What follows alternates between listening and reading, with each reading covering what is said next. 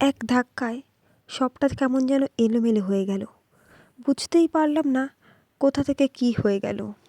আজ তোমাদের সবটাই বলবো এবং অনেক কিছু শেয়ার করব। Hello friend, welcome back to our channel. আমি সুস্মিতা। আমার নতুন একটা ব্লগে তোমাদের সবাইকে স্বাগত।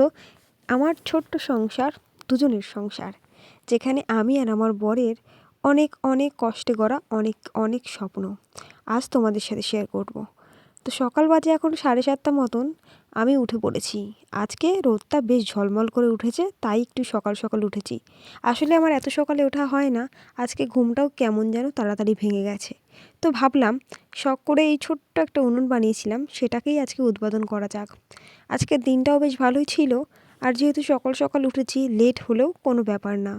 যেহেতু বাইরে আমাকে রান্না করতে হবে, এই উনুনটা বানিয়েছি বাইরে, তার জন্য আমাকে কিন্তু সমস্ত কিছু এখানে ধীরে ধীরে বয়ে বয়ে নিয়ে আসতে হচ্ছিল। সকাল সকাল উঠেছি, তাই জন্যই এখানে বসলাম, কারণ কি এখানে অনেকটা সময় লাগবে। গ্যাসে যেহেতু রান্না করি আমি 12 মাস, তাই জন্য গ্যাসেই আমার বেশি সুবিধা হয়, আর সেটা তো ঘরেই দু সাইডে বসিয়ে দিলে তাড়াতাড়ি হয়ে যায়। উনুনটা বলতে পারো আমার শখ করেই বানানো, তার কারণ আমাদের জয়েন্ট ফ্যামিলি, আমাদের উঠোনে সবাই গল্প করে সব সময়। আমার মনে হয়েছিল ঠাম্মার পাশে একটা উনুন বানাবো, যেখানে সবার সাথে গল্প করতে করতে আমি রান্না করতে পারবো। আর সারাদিন যেহেতু উঠোনে রোদ পড়ে, তো বাইরেই রান্না করতে এখন বেশ ভালো লাগে। আর বলতে পারো ঠাম্মার ইন্সপিরেশন হয়েই আমি কিন্তু আজকে এই উনুনটা বানিয়েছি। আর এটাই হচ্ছে আমার জীবনের প্রথম উনুন বানানো, যেটা তো ভীষণই ভালো হয়েছে। একদম ছোট উনুন, দেখতেই পাচ্ছ মাটিটা পুরো কাঁচা, কিন্তু এটা আগুন না জ্বালালে না একদমই শুকাবে না। এই উনুনটা আমি প্রায় 15 দিন ধরে বানিয়েছি, মানে 15 দিন আগে বানিয়েছি। এটা শুকোতে ঠুকোতে 15-20 দিন টাইম লেগে গেছে। এখনও কাঁচা, কিন্তু আগুনটা ধরালাম যাতে তাড়াতাড়ি শুকিয়ে যায়। আর এদিকে সমস্ত সবজি নিয়ে বসে গেছি। কালকে ছিল সোমবার, সোমের হাট ছিল, মানে আমাদের এখানে সোম আর শুক্রতে হাট হয়। সেখান থেকেই পালং শাক এনেছিল। আমার বর না ভীষণ পালং শাক খেতে পছন্দ করে। আমি শাক পাতা খুব একটা পছন্দ করি না, কিন্তু ও পালং শাকটাই প্রচুর পরিমাণে ভালোবাসে। এমনি কোনো মাছ আর কোনো সবজি কিন্তু ও খায় না, শুধু 2-1 রকমের শাকটা ও খুব ভালোবাসে, তাই জন্যই এটা আনি। আর ভাবলাম এই পালং শাকটা আজকে না করলে সেটা নষ্ট হয়ে যাবে, আর শাক তো একটুতেই নষ্ট হয়ে যায়।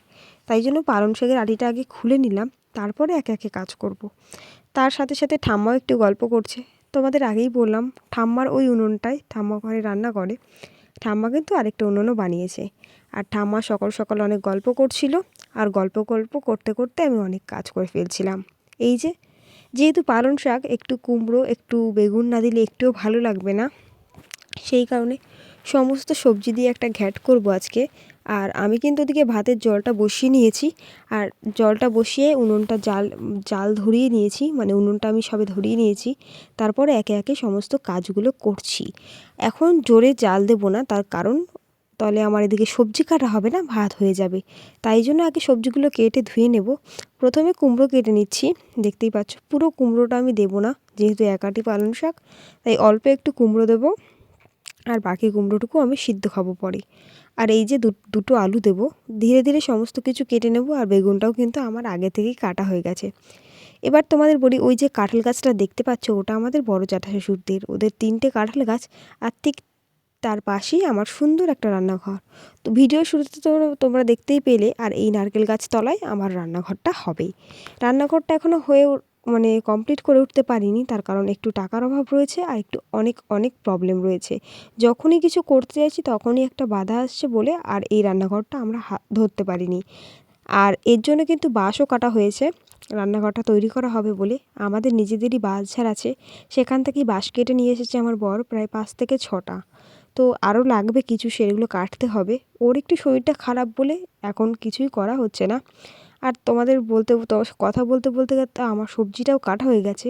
তারপরে আমি একটু জালটা আরও বেশি করে পাটকাঠি দিয়ে ধরিয়ে দিচ্ছিলাম।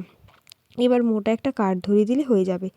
আসলে নতুন উনুন তো, তাই জন্য বেশি একটা প্রেশার দেওয়া যাচ্ছে না, অল্প অল্প কাঠ দিয়ে। আর যেহেতু এই উনুনটা সুন্দর ছোট্টখাটো, তাই বেশি বড় বড় কাঠও কিন্তু এখানে দেওয়া যাবে না।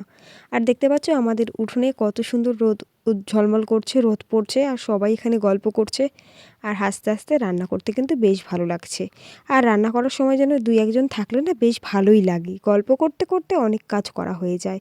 আর এই একটা আম কাঠ ছোট, কিন্তু সেটাও মনে হচ্ছে একটু ভেঙে দিলে বেশি তাড়াতাড়ি জ্বলবে। আর প্রথম দিন যেহেতু জ্বালালাম সেহেতু একটু ধীরে ধীরে তো হবে, আর যেহেতু সম্পূর্ণ কাঁচা। আর দেখতে পাচ্ছ কিছু সবজি যেগুলো কাটা হয়ে গেছিলো সেগুলো সাইড করে রাখলাম, আর যেগুলো এখন আমার লাগবে না সেগুলো একটা ঝুড়িতে করে সাইড করে রেখেছি। আর মশলাপাতি আরেকটা ঝুড়িতে এনেছি, টোটাল 2টো ঝুড়ি এনেছি। আর এখানে হাঁড়িটাও বসিয়ে নিয়েছি। আর পালং শাকটা আমার শাশুড়িকে কাটতে বলেছি, আমি বেগুন কুমড়ো আলুটা কেটে নিয়েছি। আর সেগুলো পরে আমার শাশুড়ি ধুয়েও এনে দেবে বললো। আর টুকটাক তো সমস্ত কাজই আমি পারি। আর আমার সংসারের কাজ কিন্তু আমিই করতে পছন্দ করি, তার কারণ সংসার গুছাতে আমার বেশ ভালো লাগে। এই কয়দিনে আমার 2 বছর হয়েছে বিয়ে হয়েছে, তার মধ্যে আমি বেশ অনেক কিছুই গুছিয়ে ফেলেছি। চেষ্টা করব আরও অনেক কিছু গুছিয়ে ফেলার। কিন্তু আমার সংসারে টাকার অভাব থাকতে পারে, কিন্তু সুখের অভাব কিন্তু একদমই নেই। আর এই যে বেগুন কুমড়ো আলু পালং শাক সব কিছুই কিন্তু এখন ধুয়ে রেখে দিয়েছি। আর এই দাটা পাশে রেখেছি, তার কারণ এই দাটা দিয়ে আমি কাঠগুলো যেই বড় বড় কাঠগুলো চিড়ে দিই। এতক্ষণে জল ফুটে গেছে, তাই জন্য চালটাও কিন্তু দিয়ে দিচ্ছি। আর এই উনুনটার পাশে আমার একটা জোড়া উনুন আছে পাশে, সেটা কিন্তু সুন্দর করে লিপে পুছে রাখা হয়েছে। সেটাই এখন আর আমি রান্না করছি না, কারণ কি আমার একটু সমস্যা হয় ঠান্ডার। আর এখানে যেহেতু চাল দেওয়া হয়নি, পুরোটাই সম্পূর্ণ খোলা আকাশের নিচে, তাই জন্য আমি আর এখানে রান্না করি না। কথা বলতে বলতে আমার রান্না বান্না কমপ্লিট, আর আমার বর আর আমি বেরিয়ে পড়েছি, ও একটু যাবে ডাক্তারের কাছে, তার জন্য। তো দেখো ভিডিওটি কেমন লাগলো অবশ্যই কমেন্ট করে জানিও। জানি এইটুকু ভিডিওতে সমস্ত কিছু তুলে ধরা সম্ভব না, কিন্তু যেটুকু তুলে ধরলাম, ভিডিওটি ভালো লাগলে অবশ্যই লাইক কমেন্ট সাবস্ক্রাইব করে আমার পাশে থাকবে। তো টাটা, আজকের ভিডিওটা এই অবধি, দেখা হচ্ছে নেক্সট কোনো পার্টে নেক্সট কোনো ব্লগে।